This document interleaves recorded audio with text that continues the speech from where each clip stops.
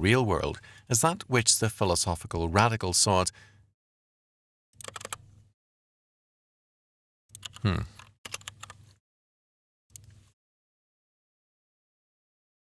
With Kant, he saw the real world as that which the philosophical radical sought to be the world within the rational mind. For Hegel, therefore, the rational is the real. Marx took this a step further. Quote, the philosophers have only interpreted the world differently. The point is to change it. End quote. Interpretation means the attempt to understand a given thing, something created and established. To change the world means, for Marx, to give it a new, man-made meaning. Instead of being content with a world that is, we must remake it into the new world order made in the image of man, the rebel. In the 1930s, in my student days, I was eager to learn what the world of thought had to say, past and present. I read through the classical writers of Greece and Rome, the philosophers of Europe, old and new, and also Karl Marx.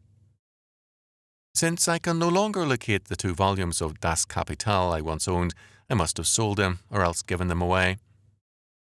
I had found them very much confused and irrational. I discussed them once with a friend, a very able student from an Eastern Jewish family. Always an honest and telling analyst, he told me this. Marx is indeed what you say, an illogical, angry and contradictory thinker. His quote-unquote greatness is not that he is a good thinker, but in his unswerving insistence on scientific socialism. This means he rejects any given, any pre-existing meaning or assumption. For Marx, reality and the economy must be what man makes it. The, quote, romantic, end quote, socialism Marx denounced insisted still on seeing some kind of given reality in the market.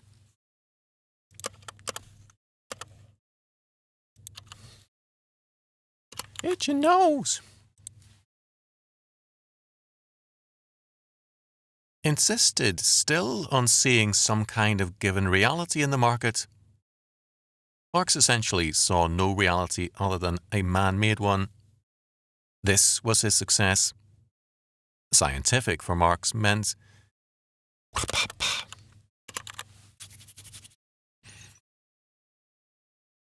Scientific for Marx means man-made, not God-given. Marx and Engels did refer often to economic facts. In this, they followed traditional economics. They were not interested in following the logical positions. I ate that.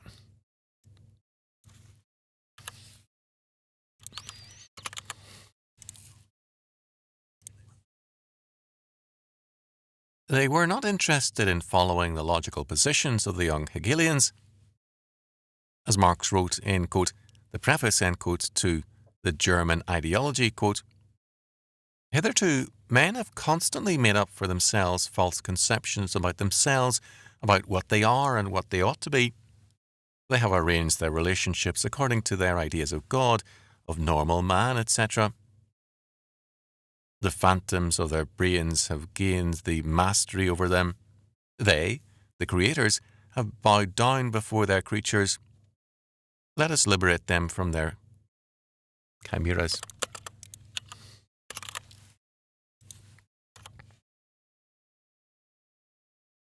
Let us liberate them from the chimeras, the ideas, dogmas, imaginary beings under the yoke of which they are pining away. Let us revolt against the rule of thoughts. Let us teach men, says one Ludwig Feuerbach, to exchange these imaginations for thoughts which correspond to the essence of man, says the second, Bruno Bauer, to take up a critical attitude to them, says the third, Max Stirner, to knock them out of their heads, and existing reality will collapse. End quote. The Kantian absorption with the thought just tripping over a bit. I don't know quite why.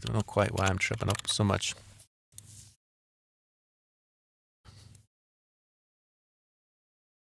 The Kantian absorption with thought was not for Marx.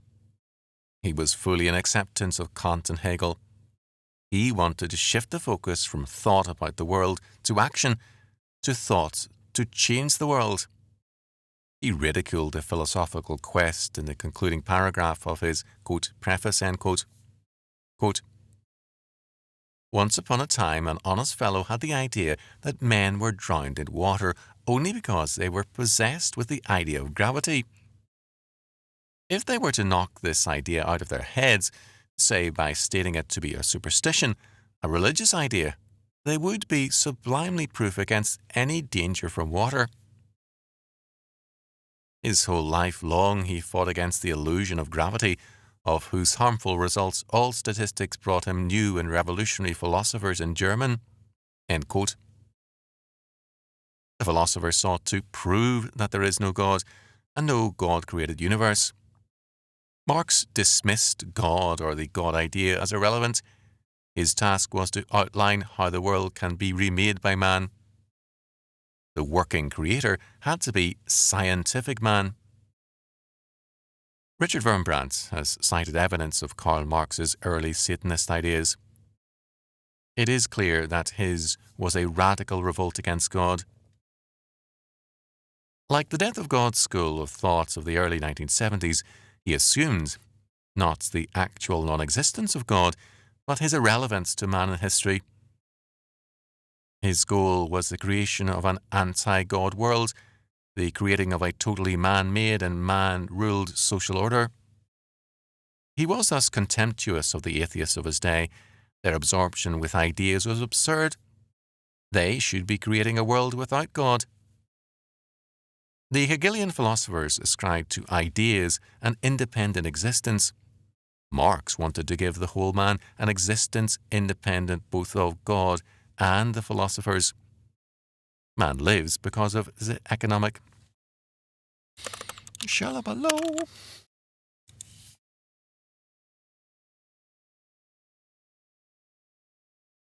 Hang on a second. Just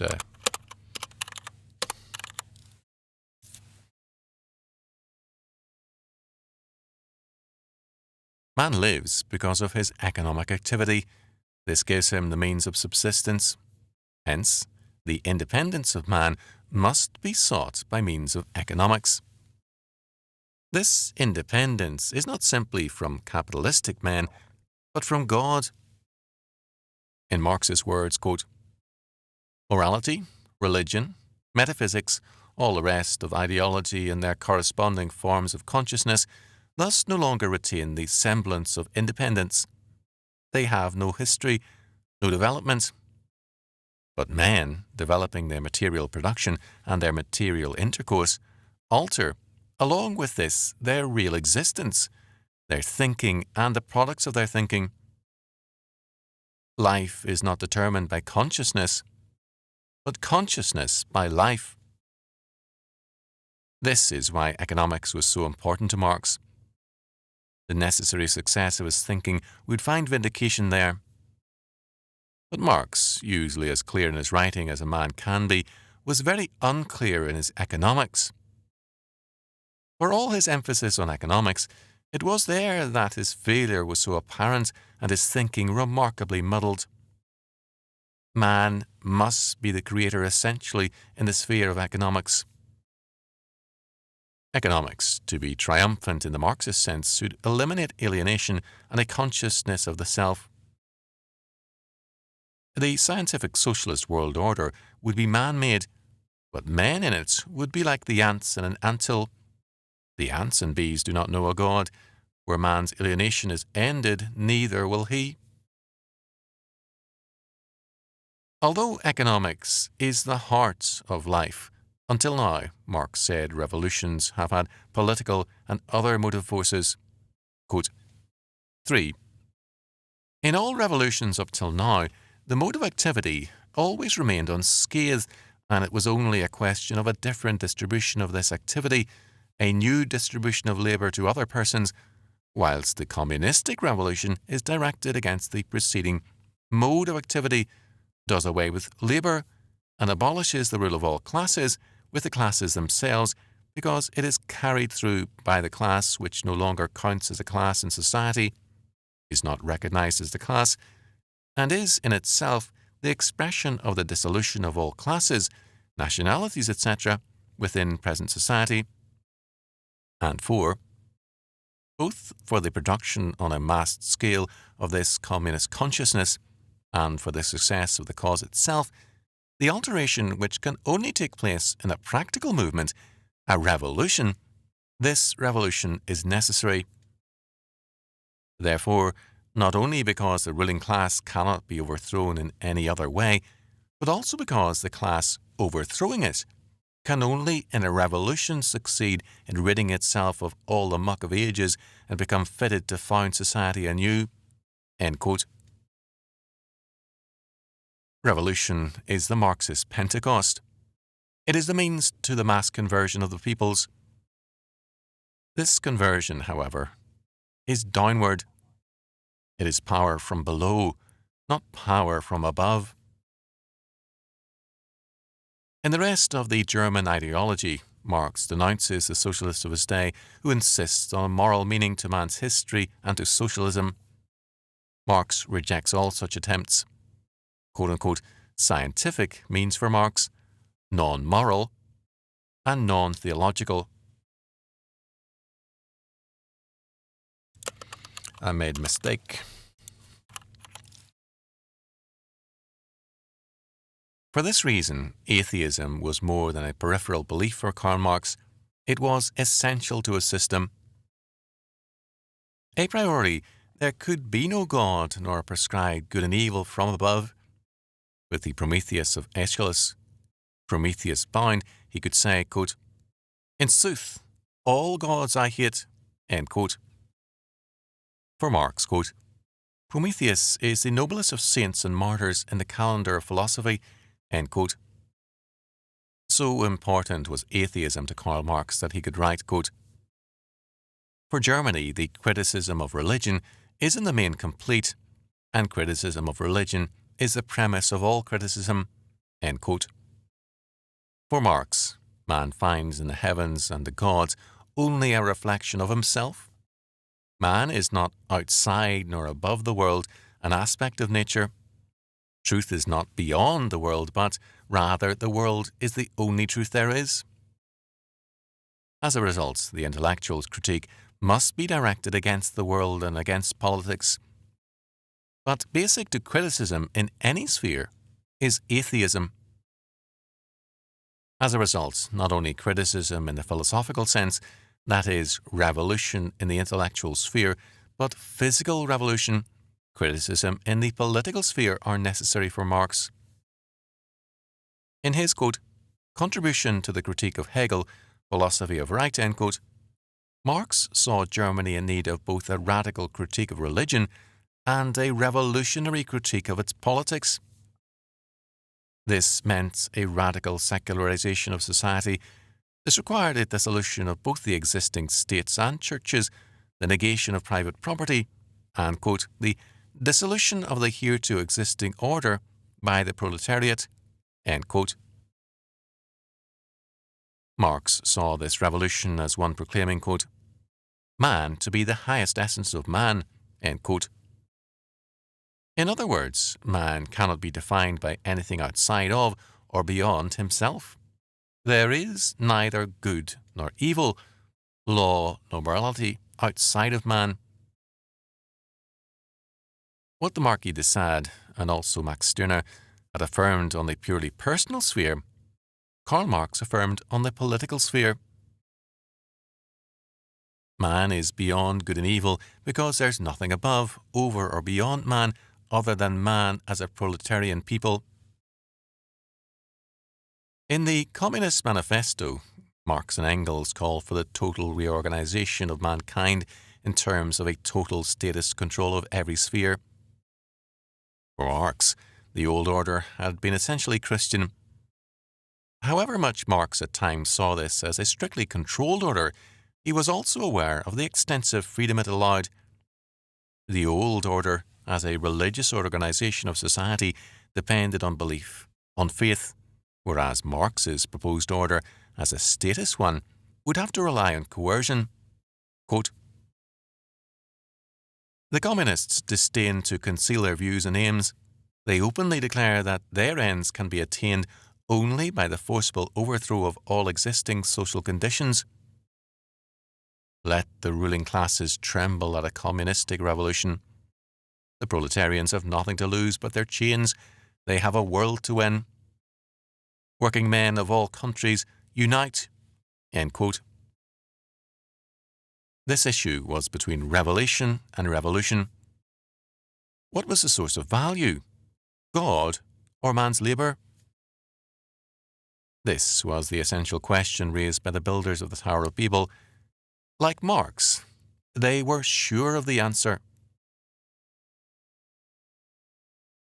Karl Marx.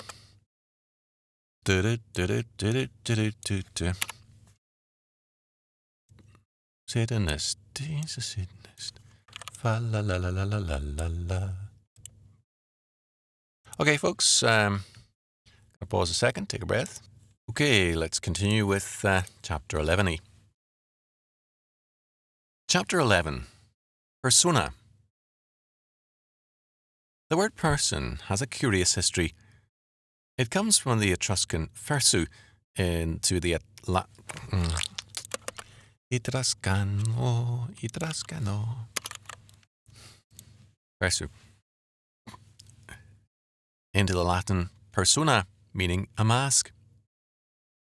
It had reference in both cases to the mask worn by actors, thus to a pretended character, a dramatic figure rather than a reality. This use of persona pointed to a fact in classical antiquity, that is, the insubstantial nature of man. Men were defined socially, by nation and by class. The view of classical antiquity with respect to people was, in a sense, closer to Karl Marx than to the Bible. Plutarch's Lives of the Noble Grecians and Romans gives us examples of this, taken from the highest levels of society. Thus we are told of Lycurgus of Sparta, quote, Lycurgus allowed a man who was advanced in years and had a young wife to recommend some virtuous and approved young man, that she might have a child by him, who might inherit the good qualities of the father and be a son to himself. On the other side, an honest man who had love for a married woman upon account of her modesty and the well-favouredness of her children might, without formality, beg her company of her husband, that he might raise, as it were, from this plot of good ground, worthy and well-allied children for himself. And indeed, Lycurgus was of a persuasion that children were not so much the property of their parents as of the whole commonwealth, and therefore would not have his citizens begot of the first comers, but by the best men that could be found. The laws of other nations seemed to him very absurd and inconsistent, where people would be so solicitous for their dogs and horses as to exert interest and to pay money to procure fine breeding, and yet kept their wives shut up to be made mothers only by themselves, who might be foolish, infirm, or diseased, as if it were not apparent that children of a bad breed would prove their bad qualities first upon those who kept and were rearing them, and well-born children, in like manner, their good qualities. These regulations, founded on natural and social grounds, were certainly so far from that scandalous liberty which was afterward charged upon their women, that they knew not what adultery meant. End quote. Some might object to this and maintain that the Athenians were not given to the practices of Sparta. In answer to this, one need only examine Plato's Republic and its belief that the philosopher king should have access to all women. Turning to the Romans, Plutarch reported of Cato the Younger, quote, It is thus related by Thrasea, who refers to the authority of Munatius, Cato's friend and constant companion. Among many that loved and admired Cato, some were more remarkable and conspicuous than others.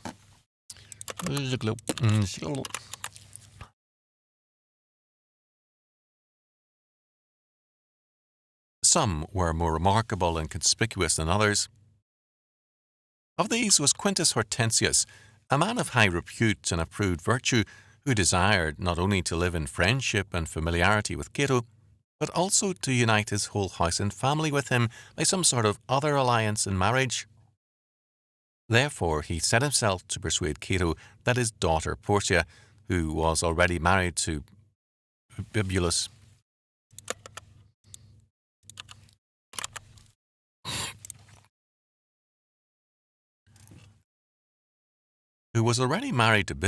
and had borne him 2 children, might nevertheless be given to him as a fair plot of land to bear fruit also for him. For, said he, quote, though this is the opinion of many men may seem strange, yet in nature it is honest and profitable for the public that a woman in the prime of her youth should not lie useless and lose the fruits of her womb, nor, on the other side, should burden and impoverish one man by bringing him too many children. Also, by this communication of families upon worthy men, virtue would increase and be diffused through their posterity, and the commonwealth would be united and cemented by their alliances. End quote. Yet if Bibulus would not part with his wife altogether, he would restore her as soon as he had bought him a child, whereby he might be united to both their families. Cato answered that he loved Hortensius very well, and much approved of uniting their houses, but he thought it strange to speak of marrying his daughter when she was already given to another. Then Hortensius, turning the discourse, did not hesitate to speak openly and ask for Cato's own wife, for she was young and fruitful, and he had already children enough. Nor can it be thought that Hortensius did this, as imagining Cato did not care for Marcia, for it is said she was then with request, but said that Philippus, the father of Marcia, ought to be Got him.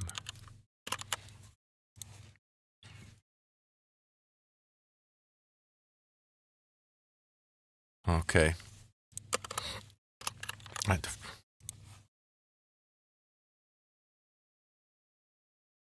But said that Philippus, the father of Marcia, ought to be also consulted. Philippus, therefore, being sent for, came, and finding they were well agreed, gave his daughter Marcia to Hortensius in the presence of Cato, who himself also assisted at the marriage. This was done at a later time, but since I was speaking of women, I thought it well to mention it now. End quote. Such a step was not commonplace, but it was logical, given the presuppositions of the classical view of man. It was a view widely present in the pre-Christian world, apart from the Hebrews. In Henry Frankfurt's Before Philosophy, end quote,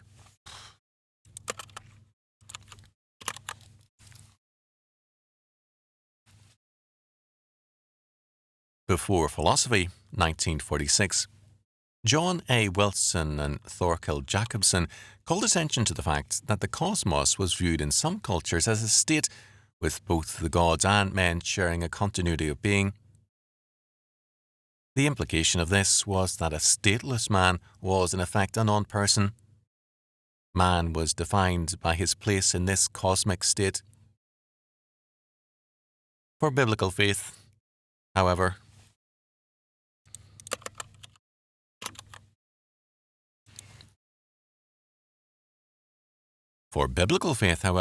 man, having been created in the image of God, Genesis 1:26-28, is defined by that image, not by the cosmic state. That image of God in man is knowledge, righteousness or justice, holiness and dominion, Genesis 1:26-28, Colossians 3:10, Ephesians 4:24. For non-Christian man, the universe is one continuous being, with gradations of being, but no law from above. Cato the Younger, like Lycurgus's rules, decided to use the wife of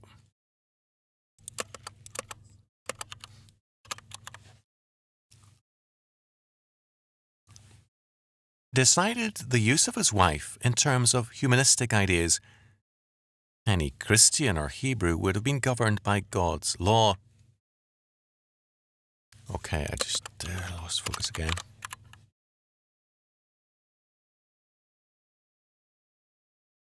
In either case, the concept of the person differs.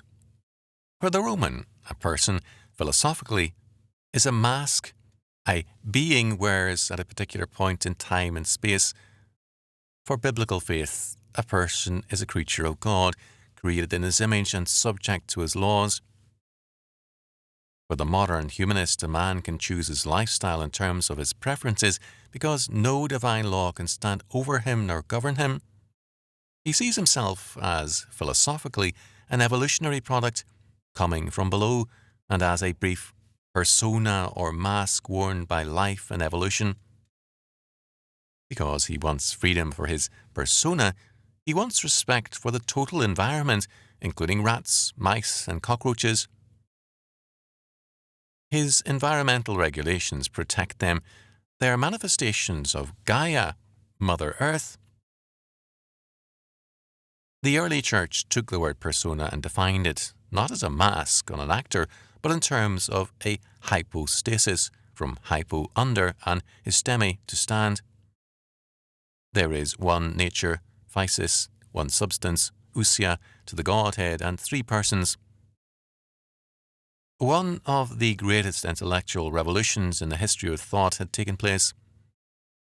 People were no longer seen as temporary masks of being. Persons now were creatures made in the communicable attributes of the tribe. Attribute to shoot to put to rootin' tootin' attribute.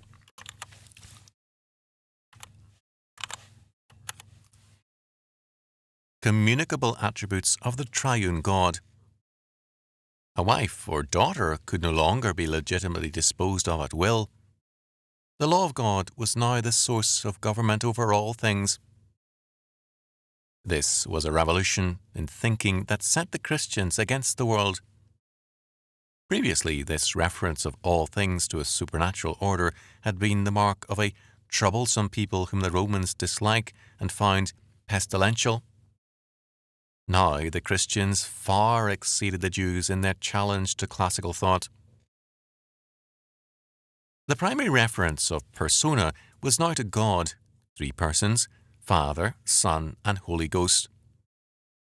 On the created level, man alone possesses personhood or personality in a created and derivative sense, derived from God's creative act.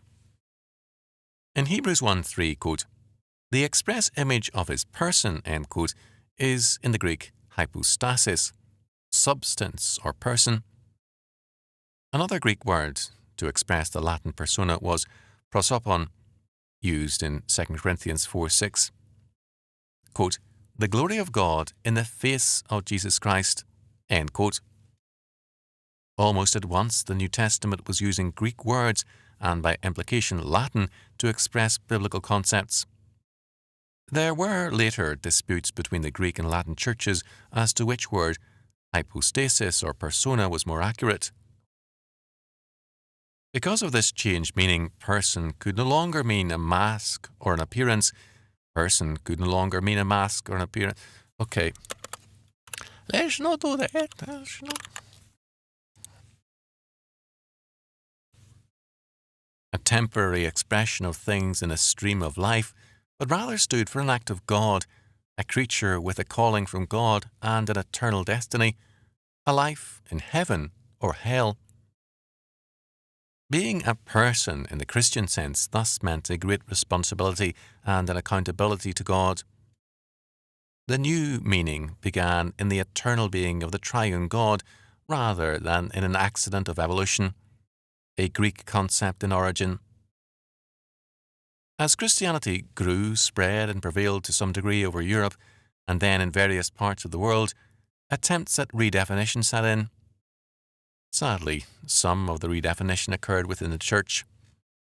For example, L.W. Geddes in The Catholic Encyclopedia defined personality in terms of the concept of the self without reference to God.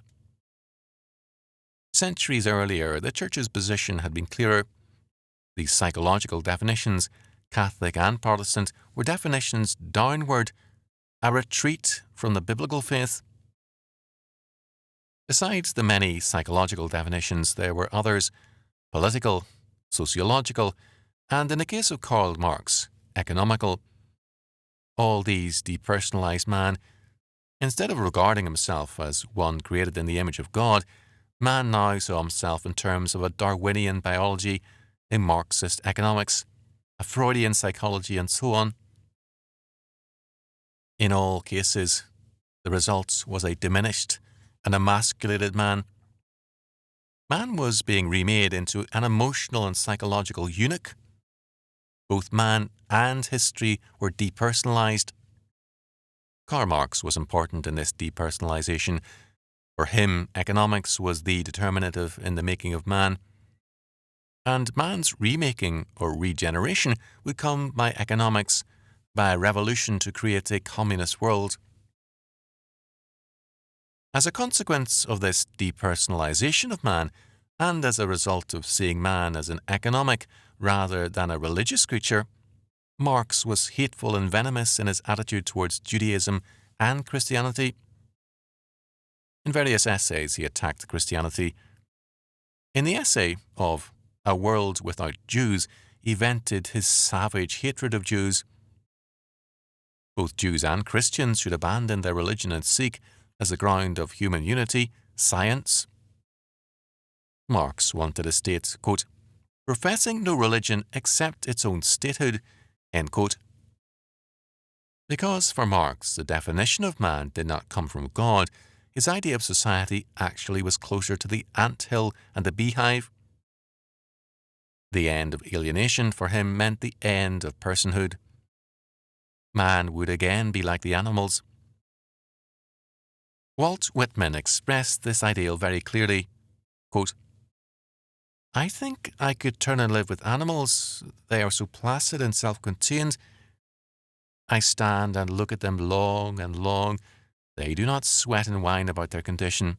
They do not lie awake in the dark and weep for their sins. They do not make me sick discussing their duty to God. No one is dissatisfied. Not one is demented with the mania of owning things. Not one kneels to another, nor to his kind that lived 1,000 of years ago. Not one is respectable or industrious over the whole earth. End quote. Whitman was a city man. He did not know wild animals. But he is obviously describing our cows, domestic animals cared for by man, and his longing is for the end of personhood. As men today move in terms of Marx and Whitman, what we see is not the realization of a dream world, but a reversion to paganism, to barbarism, and to new depths of savagery. Hopefully that wasn't too hammy. Hope you liked that. Thanks for tuning in. If you want to support this, which I would encourage, means a great deal, helps a great deal, no matter how small your donation, that would be great. You can go to nathanteacher.com and either make a one-off or a regular donation. Okay, thanks folks, and I hope to see you soon for chapters 12 and 13 of To Be As Gods.